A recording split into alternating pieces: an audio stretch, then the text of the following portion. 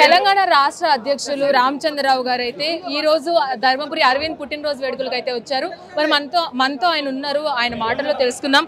Sir నమస్తే. మొట్టమొదటిసారిగా నిజామాబాద్ వచ్చారు. నిజామాబాద్ ప్రజల నుంచి ఎలా ఉంది రెస్పాన్స్ ఉంది?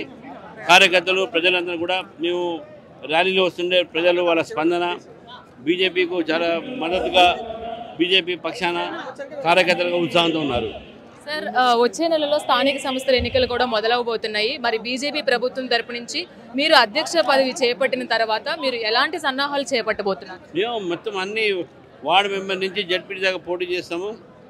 ఎక్కువ సంఖ్యలో గెలవాలని ప్రయత్నం చేస్తాము.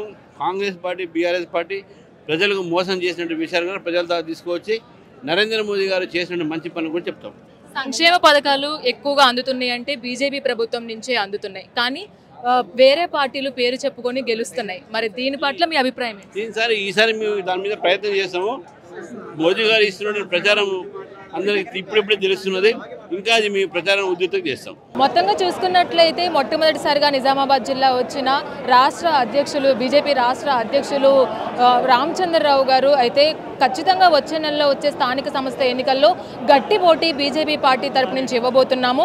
ప్రతి ఒక్కరూ కూడా ఇక్కడ నిజామాబాద్ జిల్లా ప్రజలు కూడా ఎంతో గొప్పగా నన్ను రిసీవ్ చేసుకున్నారు అని కూడా అధ్యక్షులు వారు చెప్తున్నారు. అయితే ఈసారి కనుక గట్టిగా పోటీ చేసి ఖచ్చితంగా పర్సంటేజ్ కూడా పెంచుకుంటామని అధ్యక్షులు చెప్తున్నారు.